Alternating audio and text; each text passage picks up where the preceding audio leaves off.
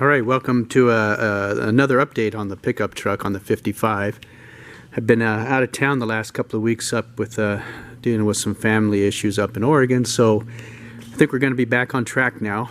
And as you can see in this shot here, I've got the cab all positioned to mount onto the chassis or the frame of the truck right now.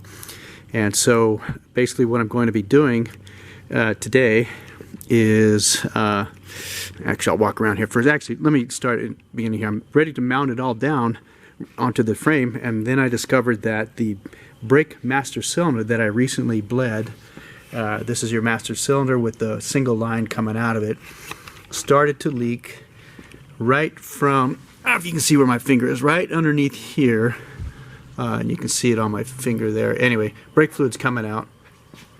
And so we had to order the master cylinder, which we just got in today. It looks a little bit different, but it should work out all right. So I've got to change that before I can lower the cab onto the chassis. And otherwise the access to the master cylinder is next to impossible. But and so you can see on the back side here of the chassis of the cab, this is part of the cab mount, and that will mount on the outside of the frame to hold the back end of the cab in place. And then on the front of the cab there's this bolt system right here. It goes through the cab and it'll mount right onto that bolt hole right there, onto that bracket. So basically only 4 bolts hold the cab on. And so anyway, so I'm out for now. I'll update some more on this same video as soon as I get the master cylinder put on and bled out. Alright, I'm back. It's been a few hours, or actually 3 or 4 at least. So I got the master cylinder on and all the wheels, everything has been bled and it seems to be working pretty good.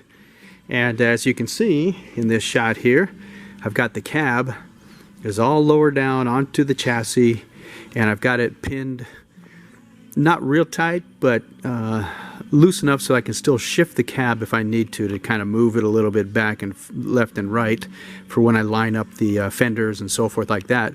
But as you can see down in here, let's see if we got enough light here. Everything lined up really actually pretty nice.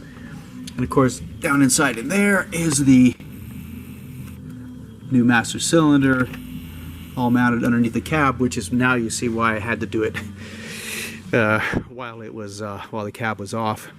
And as you can see, I've already started doing a little bit of the wiring. I've done the easy part so far, but Neil and I managed to get ourselves some grommets today. Unfortunately, the toughest one is this one right here. This is the main wiring harness. I thought I might be able to use this. It's a PCV grommet off of a Ford, but it's just a little bit too large in diameter for the groove to fit around in this area here. And so the harness, I'm going to pull this out. All of this stuff has got to go through that center little hole.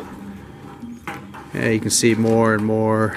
And these are all part of the harness and the lights that go to the gauges, to the starter switch, the starter push button, and then and so forth like that. So there's a lot of stuff that goes through this tiny little hole, and then the whole thing has to be pushed in through like that. But so it's gonna have to be the exact one to make it work.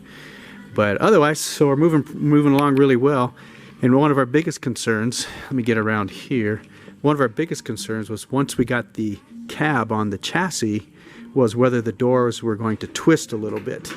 And I'm happy to say that they fit fine, and we've got a good gap all the way down on the back of the door and the front of the door. So fortunately all that work paid off with the with all that working on this, especially on that driver's side door. But anyway, so we're out for now, and then hopefully next week I should do an update with all the wiring harness in, and hopefully I can get a lot more done on the interior before we start moving along. So anyway, we're out. Everybody have a great weekend.